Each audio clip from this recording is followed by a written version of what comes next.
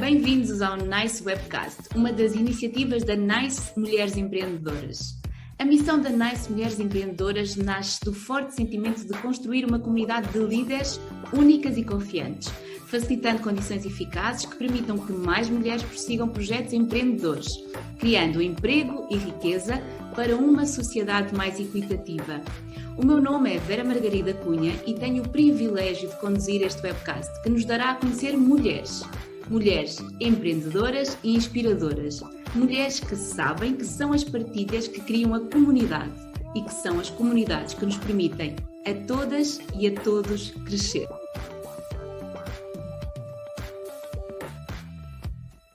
Em que momento sentiu na sua vida e no seu percurso profissional que ser mulher fez ou faz a diferença? Realmente as coisas começam a mudar quando temos filhos e que o equilíbrio entre a vida pessoal e a vida profissional começa a ser um assunto. E neste caso, eu diria que para os homens ter filhos não tem o mesmo impacto em termos de carreira e de equilíbrio de família. Quando me licenciei, o meu tio surpreendeu-me.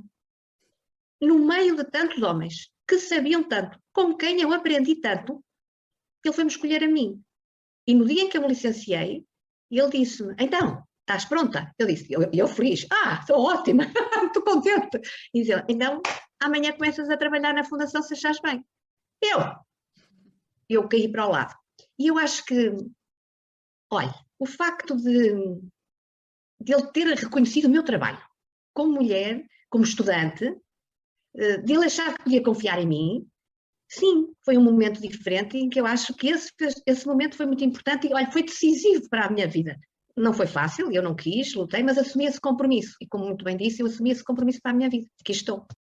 As minhas características como mulher, mas também como pessoa criativa e, sobretudo, ter tido o privilégio de ser filha de um homem extraordinário que me deu a liberdade de ser aquilo que eu quisesse e que eu pudesse e que fez tudo para que isso acontecesse, portanto, ao lado da minha mãe e das minhas avós que tiveram uma grande importância na minha vida, tive esse privilégio e, portanto, senti que com as minhas características, o facto de ser mulher permite-nos fazer muitas vezes várias coisas ao mesmo tempo, dadas as nossas características biológicas, sermos criativas, empreendedoras e de colocarmos as nossas ideias em práticas e, sobretudo, termos uma capacidade de resiliência acima da média, e essas são características que eu também tenho. Quando eu falo das características na generalidade, é bom fazer aqui um parênteses para o facto de as mulheres não são todas iguais, mesmo tendo características idênticas pelo facto de serem mulheres.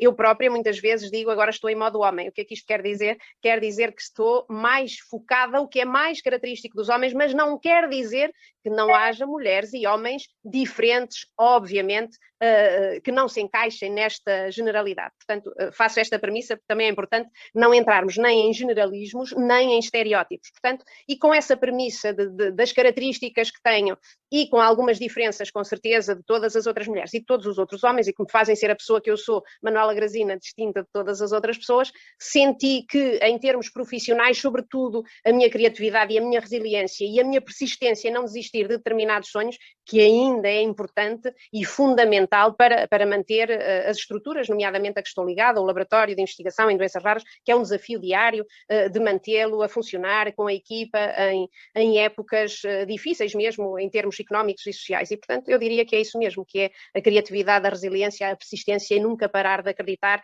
uma fé inabalável, e isso existe não só pelo facto de ser mulher, talvez mais realçada pelo facto de ser mulher, mas com essa sorte também um bocadinho da genética, obviamente, obviamente, e sobretudo do ambiente em que fui criada por um homem extraordinário, super inteligente, que realmente me deu essa liberdade de ser mulher plenamente. E isso foi de facto um privilégio e foi marcante e fundamental para eu perseguir, no fundo, os meus sonhos e prosseguir com eles e conseguir ir realizando muitos deles e sentir-me realizada profissionalmente. Talvez mais quando fui para a RTP do que no Jornal do Expresso, porque a RTP, as televisões dão mais visibilidade a quem nelas trabalha, aos jornalistas. E o facto de ser mulher e ser muito menina, eu era uma miúda, me permitam uma expressão, quando comecei no jornalismo, criava alguma surpresa. As pessoas, será que ela percebe mesmo de desporto? Será que ela percebe mesmo de futebol? Porque era de futebol que se falava mais, apesar de se falar de muitas modalidades mais do que agora. E nesse momento eu senti de facto que ser mulher era diferente. Eu fui para o Expresso, curiosamente, e posso contar esta história muito rapidamente, por ser mulher. Eu estava na faculdade e um colega meu, Miguel Monteiro, que trabalhava já no desporto do Expresso, veio-me perguntar se eu queria ir para a secção de desporto. A Leonor Pinhão, que é uma referência do jornalismo desportivo em Portugal, tinha saído do Expresso e o chefe da secção do desporto queria uma mulher, porque as mulheres têm uma visão diferente, não quer dizer que seja melhor ou pior, têm uma visão diferente de muitas coisas e uma abordagem diferente a vários assuntos, e eles queriam uma mulher, neste caso uma miúda saída da faculdade. Eu praticava desporto, enquadrava-me naquele perfil, fui convidada e comecei aí. Portanto, aí senti que ser mulher seria diferente, não para pior nem para melhor, mas seria diferente nesta minha carreira longa. A verdade é que, se fosse para me beneficiar ou fosse para me prejudicar, eu tenho tido a sorte de não ter sentido, sobretudo para me prejudicar, que ser mulher fez ou faz a diferença. Onde eu tenho sentido verdadeiramente, e ao longo da minha vida como um todo, porque eu acho que há uma correlação muito direta entre a nossa vida pessoal e a nossa vida profissional, tem que ver mais com aquilo que são, de facto, competências muito características de nós mulheres. Aquilo que eu acho é que nós somos dotadas de um conjunto de competências que faz com que nós estejamos francamente aptas, desde sempre, a fazer a diferença nós próprios no nosso caminho, se assim o entendermos fazer. Portanto, não é uma questão de eu ter sentido que faça a diferença por benefício ou não, é uma questão de eu sentir que temos tantas competências diferenciadoras que eu acho que esse é, de facto, o caminho e aquilo que nos faz fazer a diferença, mas uma vez mais, volta à questão de se assim o entendermos, porque eu acho que tem que haver uma predisposição forte da nossa parte para queremos fazer naturalmente essa diferença. Falamos agora um bocadinho sobre a questão do empreendedorismo. Nós estamos aqui a falar muito da questão da igualdade de género, do ser mulher e depois outro tema, que é o tema do empreendedorismo, que hoje em dia é também muito importante. O que é que, para si, essa questão do empreendedorismo surge agora porquê e como é que entende o empreendedorismo no feminino ou o empreendedorismo das mulheres?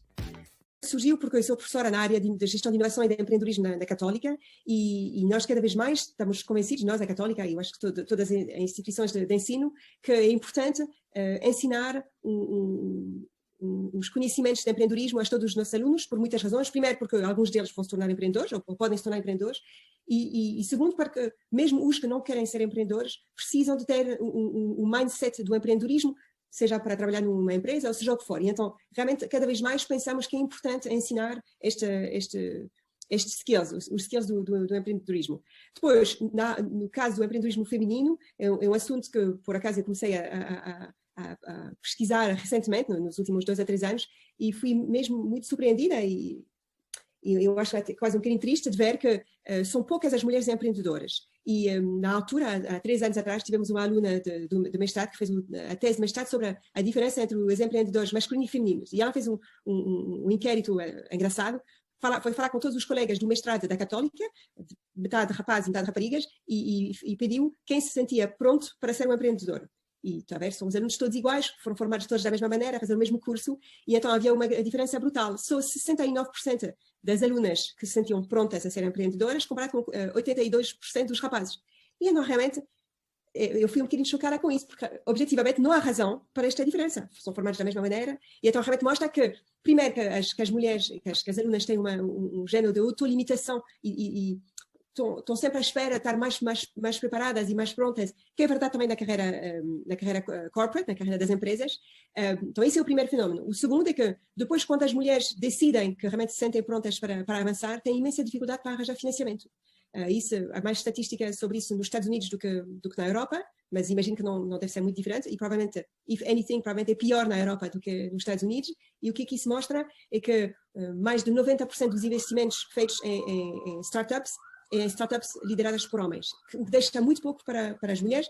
Há muitas razões para isso. Os venture capitalists eles próprios também são homens e têm mais tendências a a financiar projetos que percebam melhor, e então que são projetos mais masculinos. E isso tudo, eu acho que, então cheguei à conclusão que realmente temos que ajudar as mulheres novas a ter confiança nelas próprias, temos que arranjar role models, porque eu acho que no mundo de hoje, quando se abre o jornal e que se fala de startups e de grandes empreendedores, fala-se essencialmente de homens. E então, para uma jovem mulher, de uma certa maneira, o que é que ela está a ler é, realmente, outra vez são só os homens, então porque que não vale a pena, não vou investir nisso porque eu não tenho hipótese nenhuma. E não é verdade. E então, a maneira que eu estou a ver o meu papel como professora com as alunas, não é? É criar role models, e no sentido, há mulheres empreendedoras, são menos visíveis, vamos ajudar a torná-las mais visíveis para inspirar a próxima geração. Eu acho que só com esta dinâmica é que podemos mudar as coisas. É curioso que da área dos museus, maioritariamente falamos de mulheres. É engraçado, não é? É uma área em que há muitas mulheres. Portanto, em relação à igualdade de género, volto àquela questão da distinção da palavrinha, já parece um professor do meu marido de Direito que dizia, olha a palavrinha, é muito importante. A igualdade de género nos museus não vai mal, há muitas mulheres a trabalhar em museus. O estado dos museus é que vai mal. O estado dos museus é que, com toda esta pandemia, se viu profundamente afetado. E volto agora à outra parte, que é relativamente à igualdade de oportunidades. Não tenho dados estatísticos que me permitam afirmar isto, mas penso que a igualdade de oportunidades para homens e mulheres é diferente e que os homens têm, de facto, mais oportunidades que as mulheres. Sei que há situações pontuais, não só na ciência, mas também na área da saúde, portanto, questões pontuais de mulheres que têm graves problemas por serem mulheres. E, portanto, pela simples decisão de quererem ter filhos e disso depois poder, enfim, causar ali perturbações em termos dos serviços e isso trazer algumas complicações e serem gravemente prejudicadas por causa disso. Na ciência, provavelmente poderão existir as mesmas situações, mas aqui é mais na questão das decisões e até terminar o doutoramento não ter filhos, porque depois a bolsa, o financiamento, são financiamentos com prazo e tem a ver com a estabilidade financeira e, portanto, e tem a ver, obviamente, com os apoios sociais que existem à maternidade, além daquelas questões que já falámos dos apoios ao funcionamento das instituições e dos congressos e das reuniões de trabalho, etc. Não é? Não tenho sentido, pelo menos nos ambientes que eu tenho frequentado, que haverá realmente diferenças pelo facto de ser mulher ou homem na questão da produção científica. Não noto diferença nenhuma, sabendo e antevendo que sim, que poderão existir esses problemas. Obviamente que, em termos de lugares de decisão, também, pelas razões que já aqui apontámos, tem sido mais fácil haver líderes homens do que líderes mulheres, não é? Mas, neste momento, se calhar na grande maioria das áreas científicas, eu penso que isso já não se nota, o que é muito bom.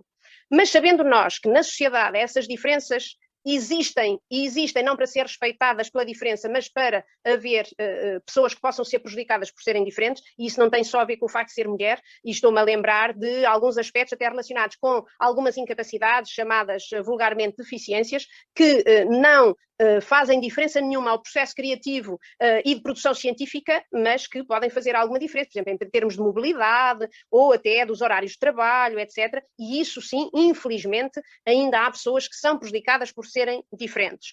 Obviamente que isso tudo só é mitigado com educação e instrução, e por isso é que eu insisto tanto nesse aspecto da instrução, da educação para a diferença. E nós temos cometido um erro grave, a meu ver, por causa desse termo da igualdade, a educação para a igualdade.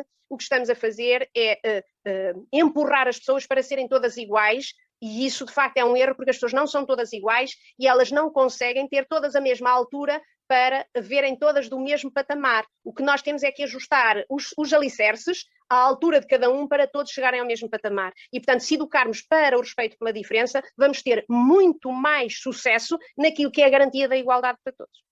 Perfeitamente à vontade, no meu caso pessoal, não é? Pronto, a Adega de Montada é um projeto vitivinícola que nós temos familiares, com o meu marido e com 2 sobrinhos, e portanto é um projeto que é feito em conjunto, é feito num todo, num bolo todo, não é? E, portanto, nós temos vinho, temos uma adega, produzimos vinho, já temos os nossos vinhos no mercado, a empresa está a crescer passo a passo, cada um tem as suas tarefas bem definidas, ajudamos todos uns aos outros para que continue e que o projeto cresça e se torne mais sustentável do que está neste momento, mas está a correr muito bem. Portanto, eu aí não tenho, nem sinto dificuldades, ou não senti dificuldades e não acho que... Claro que é difícil dar passos, nós temos e devemos arriscar, mas arriscar com os pés assentos no chão, não é? A minha empresa foi a mesma coisa. Eu tinha uma vantagem, que era uma pessoa, criei uma empresa de comunicação, mas sou uma pessoa que já sou conhecida antes da minha empresa de comunicação. E, portanto, as pessoas já me avaliam quem eu sou, pessoal, profissionalmente, pelos anos todos que me conhecem.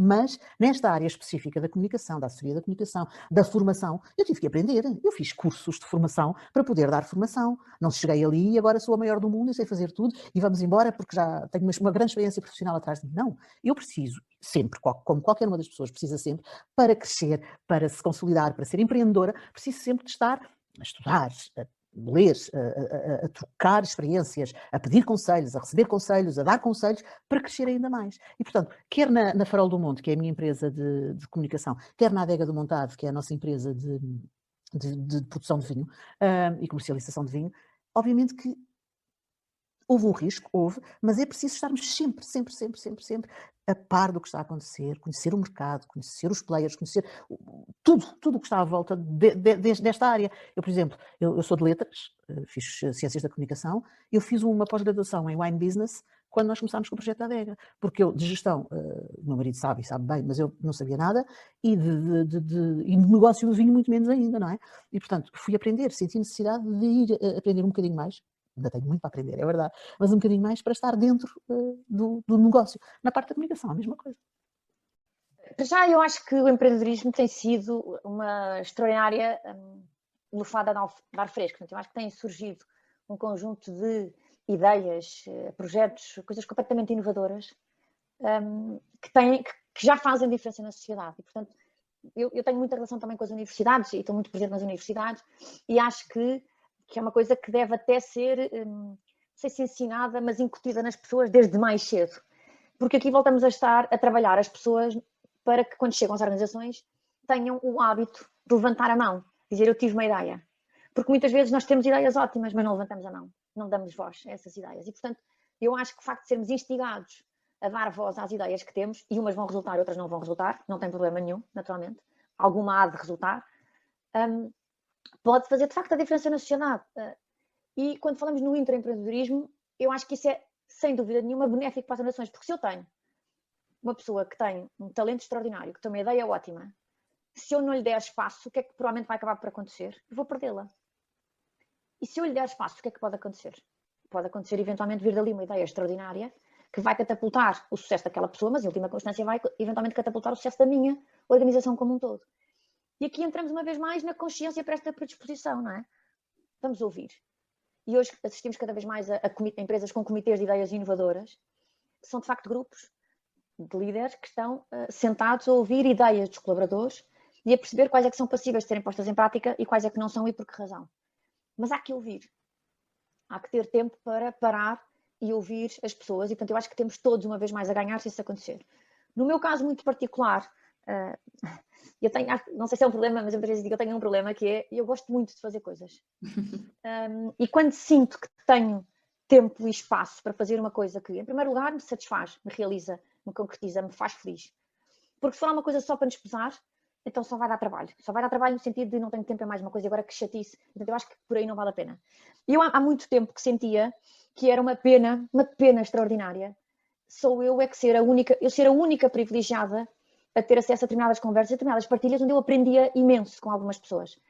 E há muito tempo que eu dizia, eu um dia tenho que arranjar a forma de conseguir dar voz a estas pessoas, a ilustres desconhecidos, que fazem tantas coisas tão bem feitas, e que é uma pena que mais ninguém ouça, porque havia um conjunto de pessoas. Eu digo muitas vezes que se mais uma pessoa ouvisse para além de mim, era mais uma pessoa, de facto, a poder ser transformada, a inspirar-se, a perceber, não tinha pensado nisto, é isto mesmo. E no verão do ano passado, curiosamente, enquanto estava de férias, estava a ouvir um podcast que me tinha sido enviado e pensei, num âmbito diferente, eu acho que fazia isto.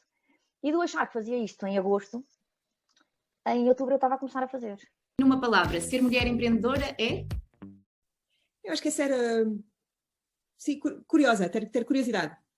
Ser convicta, ser curiosa, ter conhecimento, ser perseverante, criar valor e não descansar enquanto não alcançar.